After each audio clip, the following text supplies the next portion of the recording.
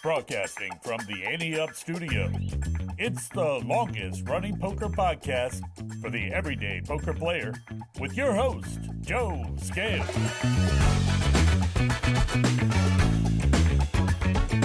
Hello, A-Team. It is Friday, February 17th, and it is good to feel good. Thank you to everyone that reached out to wish me well. It means a lot. A few days from now will actually mark the third month since taking over Ante Up, and this is my fifth episode of the podcast. I feel like that's a pretty decent sample size to really solicit thoughts and opinions. So, what are your favorite segments? What are your least favorite, and why? Send your thoughts to podcast@anteupmagazine.com. Lastly, if you've heard the ambassadors talking about their area and you would like to represent the area you live in, email the show. Again, it's podcast@anteupmagazine.com. All right, that's all I have, so let's get on with the show. Find out what conversations are happening around the poker table with Table Talk. All right, here I am around the table again with Mike. How you doing, Mike? Hey, Joe, I'm doing really well. It's been kind of crazy week down here. We've had a lot of rain. We got close to 2.5, 3 inches of rain this week, I believe. I mean, it just pummeled us. Then I woke up the next morning and it was all squishy, and the next morning it was ice. Yeah. How are you? Listen, how are you doing? That's what I want to know. You have one heck of a weekend, man. Yeah. So, first I got through got through my little cold spell there, and That's the way it goes. Then you had the Super Bowl. that's right. Speaking of which, Uh-huh. we got to talk because, we'll get to our prop bets in a second. Okay. All right. Because I figure I'm still the short stack. Yeah. It's interesting because this was the first year that the Super Bowl was held in a city where there was actually legal sports betting. So, as you would guess, there was a lot of it. FanDuel, which is just one of the sports betting sites, they said they were taking 50,000 bets per minute at one point. Good Lord Almighty. Could you imagine? 50,000 a minute. I'd like to have stock in that site. Yeah, a little bit of stock in that site would be nice. Yeah, so I don't know. I haven't seen the numbers of how much total was wagered on the Super Bowl, but I know that the Nevada Gaming Commission, I think they came out and said they had over $150 million just in the Nevada side of it. All that money going around there. Speaking of all that, we'll just go ahead and jump right into our little prop bets here. Yep, so we can figure out how many soda pops I owe you. I don't think either one of us did great on these, so we wouldn't have made any money for sure. Okay. Our first one, the national anthem, the over-under was set at 124 seconds. So 2 minutes and 4 seconds was the over-under, right? Yep. We both took the over. Because of the runs that he sings. Yeah, but he finished it in 2 minutes and 1 second. See, he should have taken a breath. Yeah. Lord Almighty. The funny thing to me is that's the exact same length of time that the national anthem was the year prior. So 2022 and 2023 were both 2 minutes and 1 second. Huh. Kind of makes us think about next year, doesn't it? Yeah. They're going to do it 2 minutes and 6 seconds next year. Right. So that we'll bet on the lower end. Then the next one was Chris Stapleton's hat color. Let's don't even talk about that, because the more I thought about it after we had talked, and the more that I talked to you during the week, what was wrong with us? Right, we definitely should have. Come on. But it's the national anthem, guys. He doesn't wear a hat. Right. So I will say though, I saw a video of him getting off the bus, and he was wearing a brown hat with a feather. See, I won. He wore a hat. And I'm giving you a half a point. Okay, I got half a point. You get That's all I'm getting. You get a half a point on that. Next was the over-under song totals for the halftime show. Okay. And the over-under was set for 8.5. You took the under. I took the over. It was definitely the over. But did she sing whole songs? No, it was not the whole songs. Okay, so I probably the under won then. Half songs are under. By the technicality. I know. I'm okay. um, Hey team, I need some help. I want y'all to talk to Joe. Send a text in here or send something to him. That half a song is not a whole song, right? Be with me. Help me, guys. I need some help. The next one was Rihanna's hair color. You chose blue. I chose black. It was definitely black. Then the Gatorade color, we both chose any other color than clear. Yep. Because what is clear Gatorade? And it was purple. Okay. So see if it's we clear, both got that one. If it's clear, it's not Gatorade. At least down south, it's not. Right. Okay. And then just one more point to get to. We've talked a lot about Kentucky lately, actually. Yep. But last week we talked about Kentucky. They did away with the bill for online gambling. Yeah, right? yeah. So they could squeeze in and get the other stuff passed. The sports betting, yeah. Well, Chris Moneymaker has a poker room down there in Paducah, Kentucky, and he is being forced to shut down the poker room. Why? After the local authorities threatened criminal action if he did not shut down the poker operations. Oh, good Lord. Well, so, he's going to shut it down. I understand, but And they had just opened in September, and he put a lot of money into that. Yes, sir. It was approved by the county attorney at the time, but they elected a new county attorney, and he reversed the decision. So they pulled out the poker tables, and right now they have pool tables and food. So hopefully they can still pay their staff by what they're making there. But obviously the poker was their biggest moneymaker there. No pun intended. I ain't driving to Paducah to go play billiards and eat a hot dog. That's sad news. I feel like we've had a lot of sad news coming, poker related sad news coming out of Kentucky. Well, let me give you some good news. All right. All right. Give me some good news. Let me just say that I didn't make it to the Rivers last weekend, obviously. What happened? Well, all of a sudden it dawned on me that my 35th wedding anniversary was right in the middle of this week, and I needed to. I just needed to spend some time at home with my wife. That's good. She had something planned on Saturday that she had mentioned Friday to me, and she said, I'd really like you to go. It'd be nice, but she understood I was going to play poker. And the more I thought about it, Joe, the more I said, you know what? She's more important than me going to Portsmouth. Absolutely. So good decision. I said I'm not going, and I didn't. I went with her, and I had a marvelous time. And the biggest thing about it is, though, I'd like to extend the olive branch out to you, though, because I know how hard you've been working trying to get this set up. So I planned something for you, and I think I'll talk to your better half and I'll talk to mine, and I've booked us a room in Portsmouth for the weekend. I'd like to invite you to come down and stay. A couple of quart jars of that clear Gatorade, and then we'll just go play some cards. You want to? We'll play some poker. Hey, I like it. And then next week, guys, we'll have some real table talk to grab hold of. There you go. We're going to ask these boys what they think of that. What would y'all like to talk about around the table today? Because I know what I'm going to talk about: winning. I would like to go one weekend and not be the short stack. And this is going to be the one.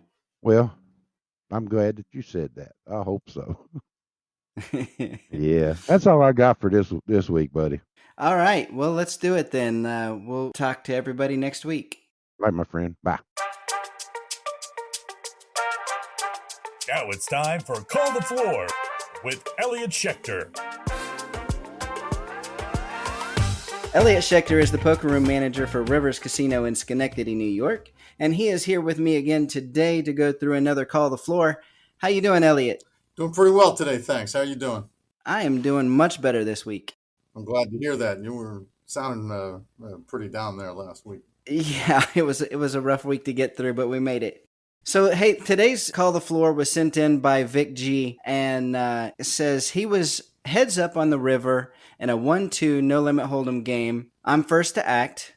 I announce all in and toss in a single $5 chip. I have my opponent covered. My opponent, who is wearing earbuds and cannot hear me or the dealer, also tosses in a single $5 chip. I table my hand, and my opponent mucks after flashing me his cards. The dealer rakes in the cards, pushes me the pot, then reaches into my opponent's stack and sends his chips my way. My opponent removes his earbuds to ask what's happening. The dealer explains that I announced all in, which the dealer repeated, and that he called. Because this was the most experienced dealer in the room, he didn't bother to call the floor. My opponent never protested after hearing the explanation, and the game continued. If you were called the floor, how would you have ruled? Keep in mind that this room does not use all-in plaques, as some rooms do.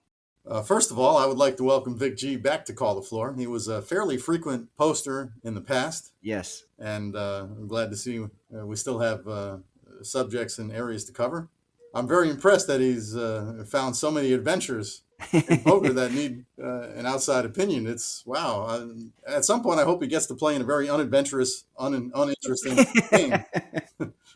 But he hasn't found one yet. This one goes back to hand protection and paying attention. They're intertwined. They're almost the same thing. And my views obviously align with this room's. I don't show much mercy or forgiveness to people who are wearing headphones and not being able to pay attention to what their opponents and the dealer are saying. Right. This was the correct outcome. I mean, forcing him to put the money in was good. This probably should have been done by the floor. Once there's a dispute over what somebody's action is, the floor really needs to make that final call. I'm glad the dealer did make the right call, but it was at least somewhat apparent that the person calling the $5 was potentially unaware of what the true bet was, and that is a dispute that needs to be settled above the dealer level. Going back to the original bet, once again, I am not in favor of players being lazy, cute, or overly efficient. If your intention is to bet all in, then you need to bet all of your chips. At least move a full stack forward. Right. And let me offer yet another view. What if the player in the headphones protested heavily to the point where we had to get confirmation from surveillance on the bet? Surveillance in poker rooms is generally only done by video and certainly not by audio. They would have no proof on film other than a $5 bet being placed and a $5 bet being accepted and called. That makes sense. So don't be cute. And as dealers, don't be cute. Don't accept, especially in a room without all-in buttons or plaques. Do not accept a one-chip bet as all-in. As a dealer, you can't do this. And I specifically train the dealers in the rooms in which I've worked to make sure that anybody betting all-in is moving at least one full stack of chips, if not all their chips, regardless. And we let the dealers know that it's okay to inform the players. It's for the cameras. We want to protect you. If you're moving your chips forward and your opponent says call, you're moving your chips forward, protects you from not getting paid. I mean, that makes perfect sense. Yeah. What's the reason for not using an all-in plaque, though? I don't know. Any number of reasons. They couldn't have gotten around to it. They don't believe in them. I don't know why you wouldn't believe in them, but again, you don't want to clutter the table. I can see that point of view. You want poker to be played like it was many years ago, and you moved your chips. But again, in this day and age where people are much more connected to their phones, whether their pods are in their ears or whether they're just texting their friends, people's attention are on other things other than the game in front of them, regardless. And at least they're not slowing the game down. And I'm thankful for all of you who can multitask while playing poker. Right. But in this day and age, there's really little excuse for not having all-in plaques. Too many people are betting sports. That's much more prevalent now than ever before. Too many people are texting. We didn't have smartphones 20 years ago. There's too many things for people to do while seated and playing. To not have visual aids to make the game more efficient, but also much more fair, is really not excusable. And I don't agree with poker rooms not putting all-in buttons and plaques in play. Yeah, like you said, especially with the sports betting and things like that. Absolutely. I appreciate you, Elliot. Thank you, Vic, for sending that in. And if you have a call the floor that you would like Elliot to go through, send them in to podcast@anteupmagazine.com. Let's break it down with Hand of the Week. All right, here we are with another Hand of the Week with Tay Whiteside. How you doing, Tay? Good, Joe. Happy to be back. Hope everyone's good out there. Ready to limp through some poker hands here. Hit me. So Hayden Andrew sent in 2 Hands of the Week. We're going to go through one today. What a lucky guy. Double attention. Yeah, they ran into a couple of bad spots, I guess. So we'll see how it works out. We got to call them and see how they're doing. Right. If they've had 2 bad hands. We need to check on them. Yeah. If anyone's heard from Hayden, let us know if they're doing okay. All right, so in this first one, the main player, so the villain in this instance, plays regularly at this poker room. I would classify him as a thinking player, but not very good. Okay. Maybe slightly winning. He is playing quite aggressively and pushing people around with his stack size. We haven't really played any hand together the whole session until this hand. After one limper, the villain raises to $14 and gets called by the cutoff and button. I'm in the big blind with 9 of hearts, 6 of hearts. What are you going to do? Okay, so they're a thinker. They think, they're thoughtful, Right. meticulous, and all of a sudden trying to and pushing people around. Pushing people and around, if yeah. they have a stack, that means that, yeah, they've been winning, Right. at least some. We're the big blind. You've got one limper, Yeah. and the villain raised to 14. And then he got called by the 2 after him. Gets called by the cutoff and button. Right. And I guess we can assume the small blind's probably out at this point. Right. Does it say how much money we have or I have? It does not. Okay. Let's assume it's $1 million. Okay. Well, 14 is not nothing, but it's not huge. It's a decent sized pre-flop bet. 6-9 suited, both hearts. I like that as we got a flush draw potentially. Let's call the 14. I think I'd call the 14. This is the first time playing it right up against them. Right. They play at the yeah. poker room regularly. All right. They would classify them as a thinking player, but not very good. Slightly winning, maybe. Okay. Thinking, little reckless. They play quite aggressively and are pushing people around with their stack size. Well, then based on that, I got hearts in the pocket, 6-9, potential straight run as well. I'm going to call that 14. Bring it. Well, Hayden also decides to call. Okay. The flop is the king of hearts, the 9 of clubs, the 3 of spades. So, Yep. you got middle pair, and you're going to be first to act. What do you do? All right. Well, I've got 2 hearts. A third heart hits the table, but that's it. Got a pair of 9s. Not great, but not terrible. You know, the flush is looking a little more elusive now. So let's do some math, right? I think if there were 5 people in Right. at 14, that's 70. Right. And then the small blind. The Yep. small blind. So there's 71 on the table because the small blind folded after their 1, which tells us that we're playing 1-2 poker here. Right. I'm going to bet, and I'm going to bet 15. All right. So you're betting about quarter of the pot, right? Yes. Yeah. Yeah, and it's funny because, I didn't think about that initially. I just thought about the bet that I called before. Right. And I didn't want to do lower than that.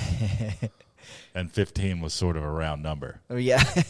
But trying to think how you think, you bet sort of based on percentage of the pot, actually. You look more at the pot, which is something I don't typically do. And obviously that's important because it sends a certain message depending on right, the type of player you What are percentage. and what your typical style of play is, right? Mm-hmm. So in this case, Hayden decides they're going to check. The original limper, they were in middle position. They check, and the original raiser fires 55 into that pot of 71. It's folded back to me. What do we do? That's a Joe Scales move right there. A little more aggressive.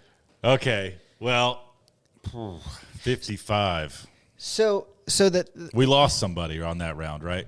the cutoff and button folded, and then it's back to you. Okay. Gosh. So I'm really the first one to make a hard decision. Yes. Really? Yes. So your move, just, to compare these two, right? Your move was you bet quarter of the pot, right? Sure. And if that was real, I was then met with like 3/4 of the pot. Right, but in this case, it checked to the original raiser who bet 2/3 of the pot. So now I'll put myself back to where I just played I checked. Right. I have no extra money in the pot at this point. Right. And then you get slapped in the face with 55. I am not very confident that I would win this hand. But are they bluffing? They are a little reckless. Right, they did say, right, that they were playing quite aggressively and pushing people around with their stack size. Mm-hmm. Do we stand up to the high school bully here? Or do we cower and run so we don't get stuffed in a locker? Oh, boy. I still wish I knew how much we had in our stack. I think I'm going to fold. Okay. Regretfully. and shamefully. I don't know. Of course, when it's someone else's money, I want to be like, sure, call the 55. I mean, here's the thing. You do still have one player to act after you, which makes things a little more scary. You shouldn't really think about the limper really at this point. No, he definitely makes a difference. Yeah. And I'll just clue you in here a little bit that the Hayden looks down at the original limper in middle position. I glance at the middle position player, and he is ready to give up once he saw the flop. So that makes a difference. That does make a difference. Yeah, that's what you're missing here. Okay, so he hits 55. I look to the left. I see middle position sort of like give up emotionally. Right. But he hasn't had a chance to fold yet. So logic would say that he's going to fold, meaning if I fold, he just bought it. Yeah. That does change things a little bit. Now it's personal. All right, sure. Let's call the 55. Sorry for the roller coaster, everybody. And put it all together here. No, I mean, it makes sense with that new information, too. Mm-hmm. As I said, looks down at the middle position player. They're ready to give up, so I call. The turn comes the 6 of diamonds. Ooh. Improving me to 2 pair. 2 pair. Now what? And I'm first to act. Yes. So it's me, this guy, and the limper is... Wait. The limper folded. They did fold. Okay, yeah. So now it's just us two. Okay. Well, if we called the 55, we got to put more in now, or at least that much. That brings the pot to what? 70 plus 110? 70 plus 110, yeah. So $180. Yeah, 181. Bet 100. Ooh. Look at me go, huh? I like it. Yeah. I like that very much, actually. Bet 100. We got 2 pair. If a 6 or a 9 hits the table, I'm doing a dance. We're looking for a full house at this point because there's no hope of a straight or a flush. Well, okay. I said I like that, but what's your thought process in doing that? Well, again, my thought process was a total of 180s on the table.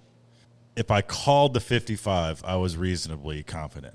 And if I now take my foot off the gas, it's going to insinuate that I'm no longer confident and I might just be trying to limp along. If I show that I'm no longer confident in my hand, he might just try to bully me, even if he has nothing, to scare me away. Right. What do you think about that analysis? So I it's good. So and 100 was more than half the pot. Yeah. So. I think it's good to think about things from a standpoint of what am I trying to accomplish, right? Mm-hmm. If your goal is to accomplish looking strong. I'm trying to be taken seriously here, I think. Like no BS. Absolutely. Like not trying to roll over and not let him get away with this easily.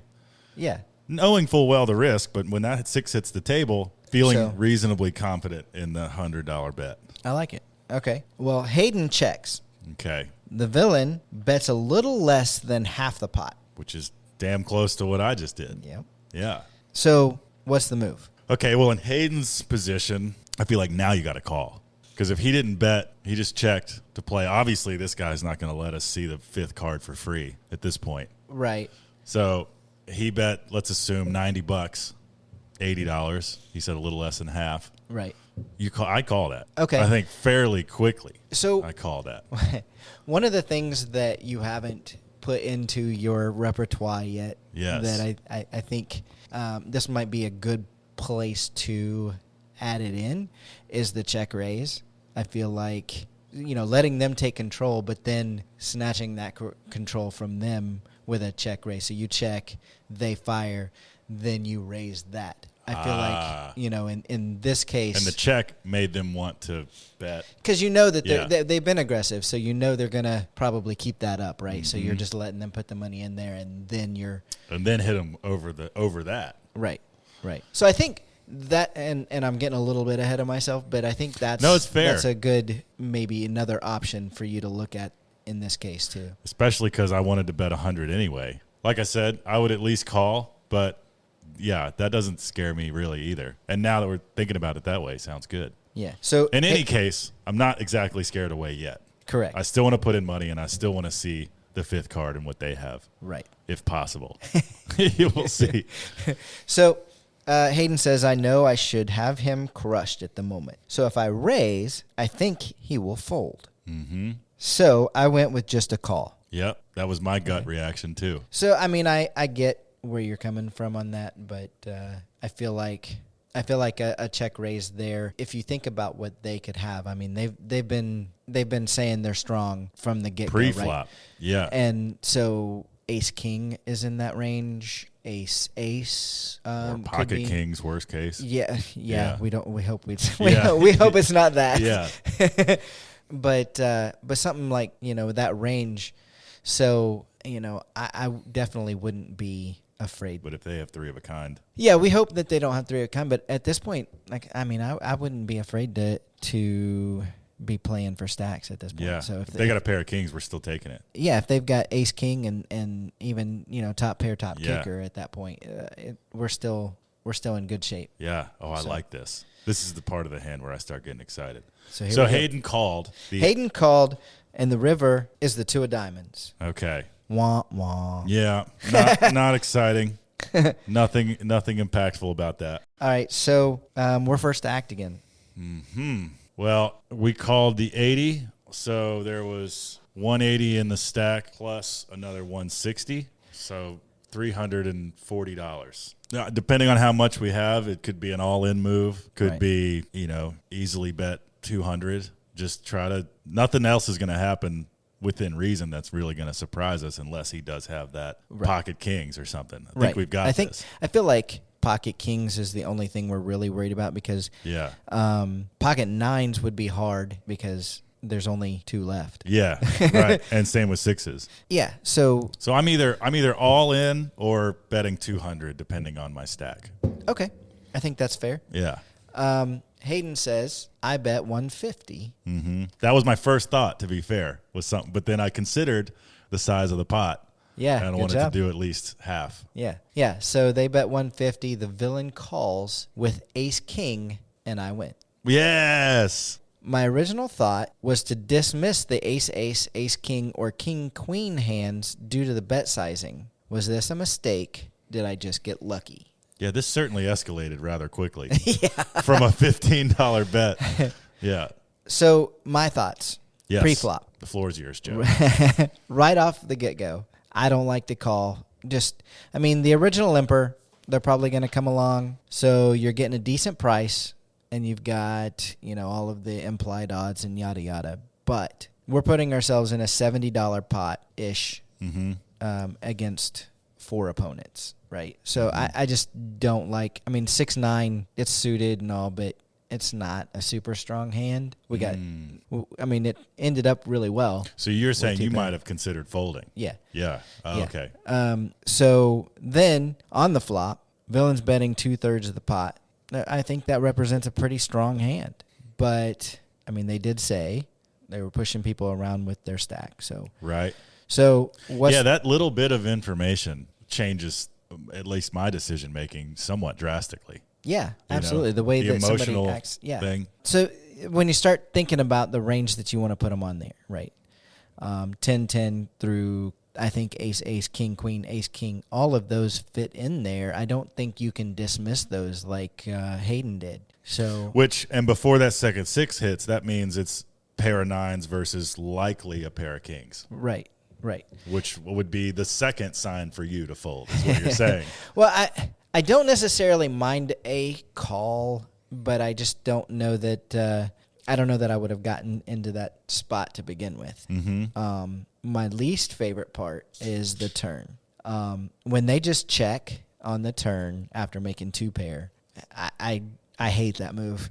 Unless your goal was a check raise. Yeah, unless you want to check raise, then why are you checking there? I want to get the stacks in. I want to be playing for all of the money. Once we get to the river, he bets 150 on the river, gets called, winning a nice pot. But honestly, in my opinion, Villain's action on the flop was completely consistent with top pair hand, which he ruled out. Secondly, having made 2-pair, his line of betting didn't maximize his profits. And we're always, you always want to be trying to maximize the amount that you can get. There you go. All right, Hayden, I appreciate you sending those in. And Tay, appreciate you doing this with me again. Yeah, man. For the listeners out there, it definitely helps when they can paint the picture. Oh yeah, absolutely. Let us know what the people what their vibes are. Set the scene. Tell us your stack. Yeah, absolutely. Because that helps us sort of put ourselves in that room at that table. Yeah, that's a good point, Tay. Appreciate that. Yeah, man. But anyway, had a blast. And if you have a hand of the week that you would like for Tay and I to break down, send it to podcast@anteupmagazine.com. Thanks, Tay. Thanks, Joe. See you guys next week. The question is, how you running? Our Northeast ambassador is Thomas Swim. Currently, he's an assistant shift manager at Rivers Casino in Schenectady, New York. Hey, Thomas, my first question to the ambassadors is always, how you running? Up and down. For me, it sort of depends the day. Depends how much after I win, I go out and blow on the craps table. So that's it's pretty typical for me. I normally take my winnings and head out there. So that's really is the definition of if I'm doing good or bad, is how the dice are rolling. But, I guess it's neither here nor there. But I run pretty good sometimes. I mean, sometimes not. I do play a lot of Hold'em. I play as much as I can get away from work and stuff. But I'd say I'm running okay. All right, good. I know we've kind of talked back and forth, and you told me you were playing poker since you were 16. I'm sure. I mean, you just mentioned Hold'em. I'm sure you started with that. Is that still your game of choice? Yeah, it's still my game of choice. I do like to mix in some PLO when it's running. Availability is the biggest problem with PLO, especially live PLO. Oh, okay. The times locally in the Northeast at least in my area, when it gets off, it's relatively rare. When it does go, I always put myself up on the list, but I do enjoy playing it, but it doesn't always, it's not always available. So sure, yeah, that makes sense.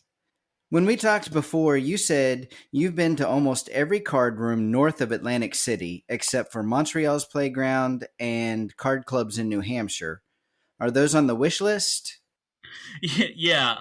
I've been trying to get up to Montreal for a while, and then with the pandemic and stuff, made it tough. Can't really get across the border. New Hampshire's full of these California-style card rooms. Yeah. And I've always wanted to get up there. The one that always intrigued me was Chasers, because they run these really crazy promos up there, like $1,200 every hour in a room that's got 9 tables in it. Wow. So I've always wanted to get up there to try and get that experience. From what I hear, the action's insane. And now with the card room in Boston going, losing a lot of its tables, I do see a lot more action headed up that way towards Chasers or to Boston's billiard room, those 2 card rooms. So okay. All right. Well, listen, I'm super excited to have you on board to help get a view of the poker scene around you. So what's things looking like? Are there any big tournaments up there right now? So there's not any really big series happening right now. The next big series that's happening, is Turning Stone is running their World Series event. Rivers Schenectady is also running their Electric City Series event coming up in April. Right. I recommend people check that out when that becomes available. But Turning Stone's running their World Series events, their circuit events. That's coming up in March. Lots of different varieties for that tournament. A bunch of 200K guarantees. The one that I plan on playing is the 6 max 25K guarantee. Okay. Nice 1-day event. So that's all what always catches my eyes. I don't like to sit for multiple days. I have to stay in a hotel room if I have to. And they are running a bunch of 1-day circuit events. So if you want to try and get your ring in a single day, they are offering that up there. Okay, that's good. What about big promotions with cash? Are there a lot of promotions happening with that? Yeah, so, there are cash promos everywhere. Sometimes they're hard to distinguish, like, where am I going to get the best value? Sure. You get, like Rivers in Schenectady, where we run $500 every half an hour Friday and Saturday. We have no bad beat, but, there's a lot of action up there. Springfield in Massachusetts, the MGM out there, they condense their promos. So some days they'll have no promotions, but that's only so on the days that they need their bigger promotions. It seems to me anyways that they can give away more. So, and then if you look out to Boston, they've got a pretty big bad beat right now. Their bad beat is at 32,000. Turning Stone actually does an interesting event. So Turning Stone's bad beat, what they do is after it hits 25,000, it caps. And then on Sunday, they have a big promotion where at the Sunday after it caps, where they start to lower the bad beat qualifier every hour, all the way down to aces full of tens using a single card. Oh, wow. Yeah. So, I mean, I know a few people who have hit that promotion. It sometimes lasts for days.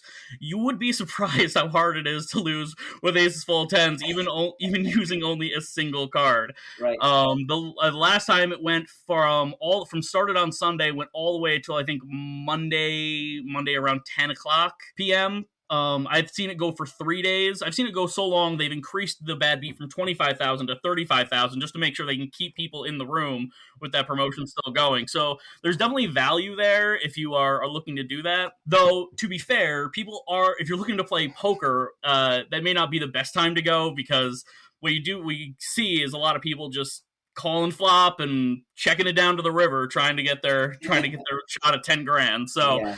If you're trying to play poker, it may not be the best opportunity, but there is money to be had there in terms of promotions. Okay, that's good stuff. Is there anything else happening in the Northeast that you'd like people to know about? Yeah, so just in case anybody doesn't know, I'd like to just tell you guys that poker in the Northeast is starting to grow again. We had a slow comeback after the pandemic, and all the card rooms have opened up officially again. Everybody's starting now to extend their hours. There's more opportunity to play, especially overnight. You get places like Boston that have scaled back their poker room, but even then, the Boston Encore, they just applied to have their room expanded to a separate facility that they're going to build out specifically for sportsbook and poker. I mean, they're only at, I think, 13 or 14 tables right now, down from the 30-ish they had before, but they are looking to expand, and there's, lots and lots of action to be had up in the Northeast right now.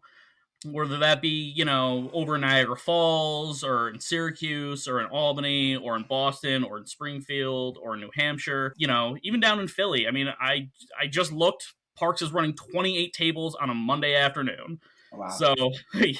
So there's plenty of action to be had up in the Northeast right now.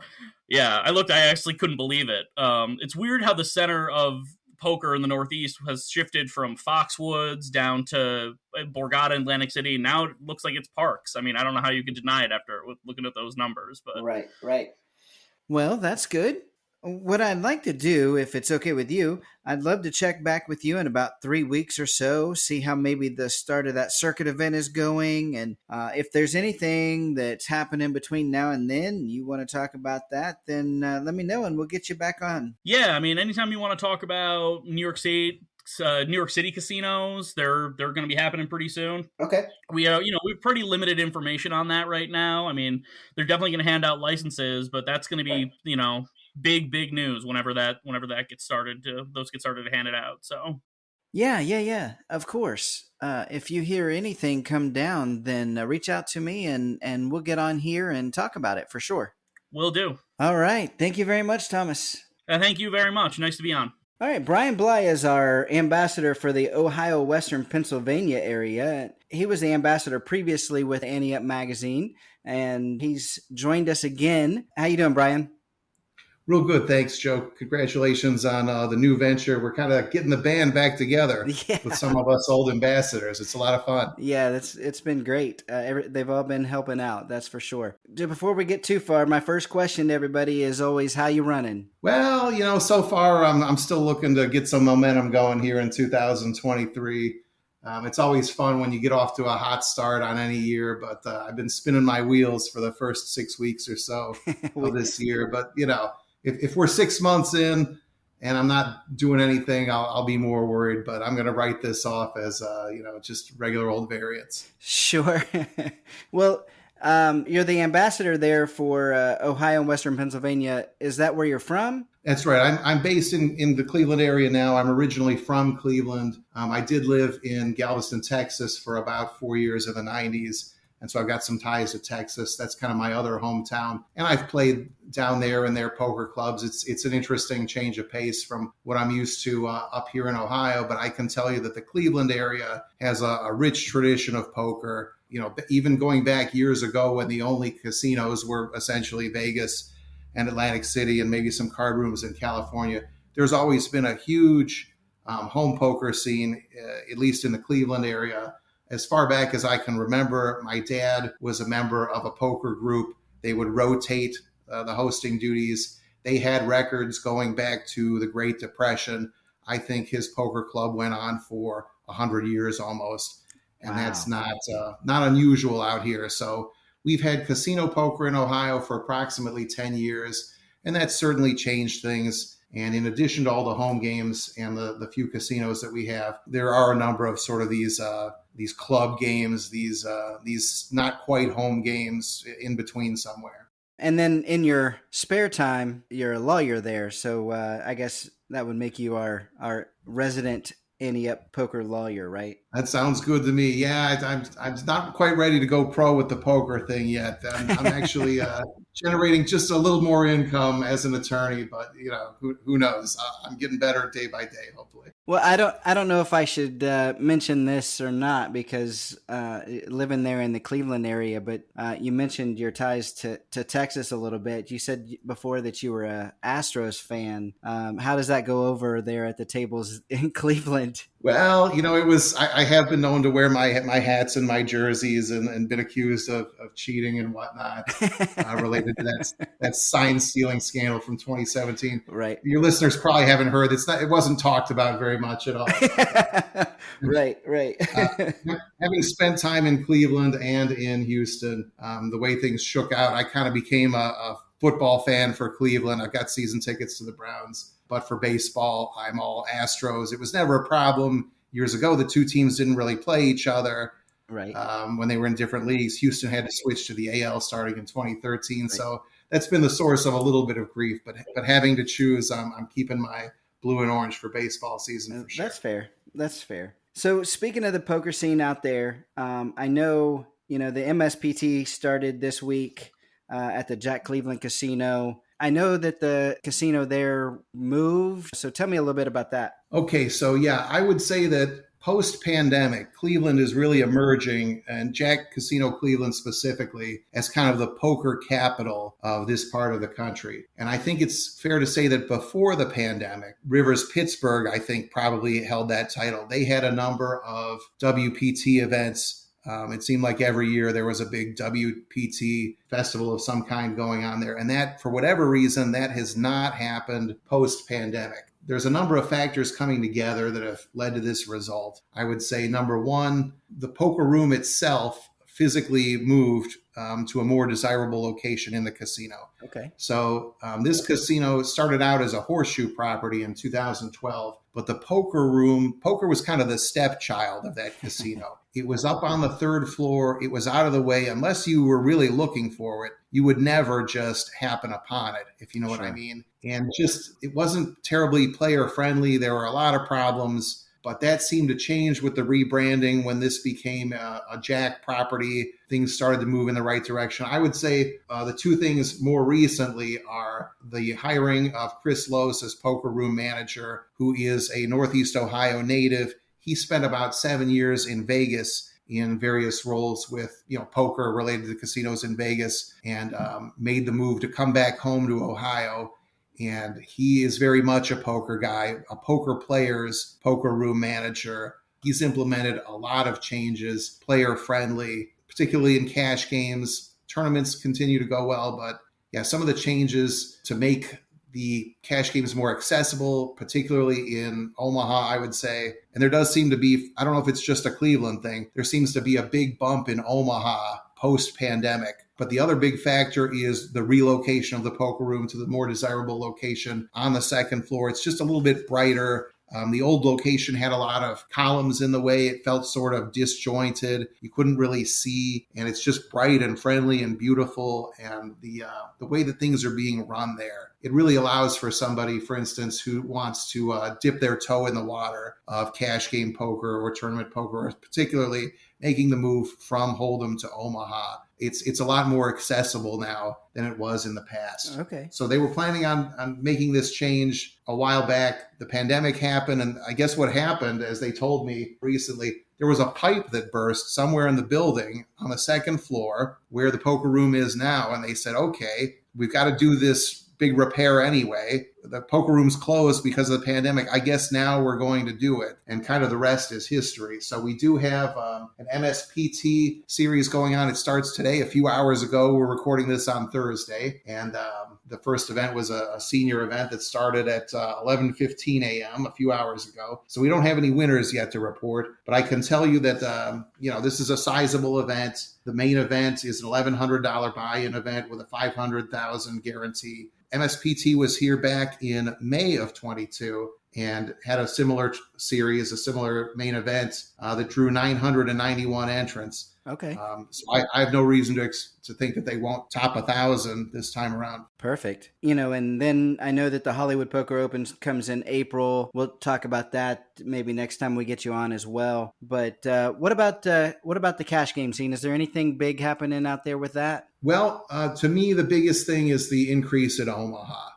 Sure. When Chris Lois, the poker room manager, was telling me that when he came to town, he was shocked at what was going on in the Omaha game. And I told him, as a player who had attempted to kind of dip my toe in the water of Omaha, that I was kind of blown out of the water. What would happen is you'd sit down and the game was supposedly a 1-2 game. Sounds friendly enough. You buy in for $200, but you would sit down and there would be multiple players with $10,000 plus in front of them. Wow. Well, how is this happening? Well, you straddle from anywhere, and this guy straddles, and this guy straddles again. And boy, I had to pick a spot. If I wanted to see a flop, that was going to be $200. Yeah. So, it was just hard to generate any momentum there. The Omaha games we have going now in Cleveland there's a 2-5 with a rock, and I think a 1-2 with a rock. If your listeners aren't familiar with the rock is sort of, Joe, have you played with the rock? I have not. In fact, I was just getting ready to ask you about that. Okay, so the rock is often kind of a bundle of chips together. It doesn't have any value. You can't cash out the rock, but if you win the pot, you get the rock, whatever it is. It's some physical object. And then on the next hand, you use it as a straddle. You're in for $5 instead of the $2 big blind or something. So the action starts after the rock, wherever the rock is. But if they want to come into the pot, it's $5 if they want to limp in. Okay. That's interesting. I don't think I've ever seen anything like that. Maybe some of the listeners have, but that's an interesting concept. Well, I've played with the rock in other games in the past, and a lot of times you had to use it as sort of, I think they call it the Mississippi straddle, the under the gun straddle. If you had the rock, you waited until you were under the gun, and then you put it out. The way it's going in Cleveland, the next hand, no matter where you are, you put in the rock. It's up to the bet is up to 5, and it works pretty well. Nice. I like that.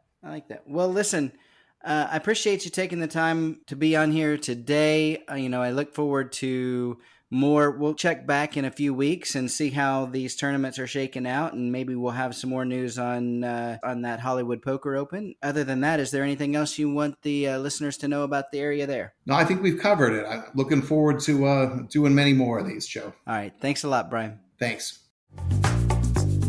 It's time for Joe's 1-Outer.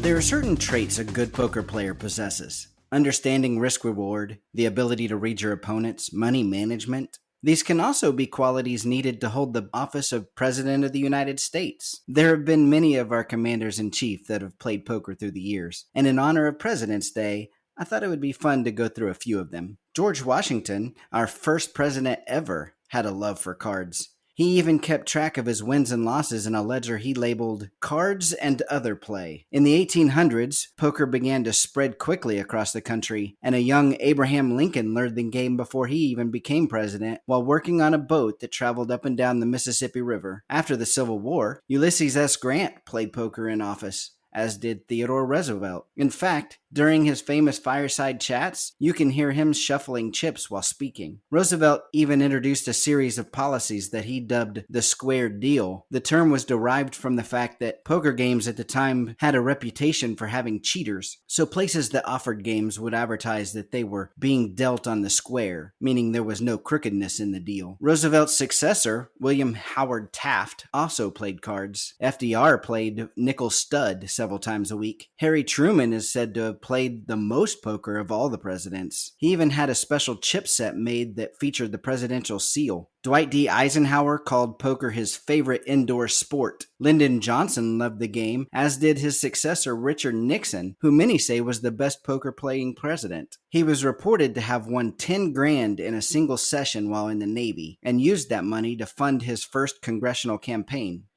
Our presidents have a uniquely independent job. Sure, they surround themselves with the wisdom of talented and experienced people, but as Harry Truman once said, the buck stops here. Maybe that's why we're so familiar with the before and after photographs that illustrate the accelerated aging process while in office. These leaders deserve some time to relax and unwind. Poker provides them with an outlet to do just that, as well as an opportunity to test their wits against other players. It's also a way for presidents to bond with their friends and advisor. So, the next time you sit down to play a game of poker, remember, you're just following the footsteps of some of America's most famous leaders.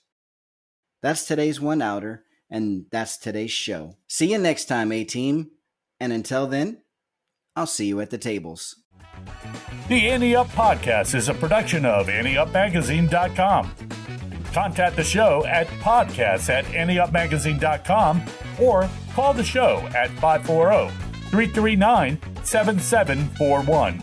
If you'd like to advertise, send an email to editor@AnteUpMagazine.com.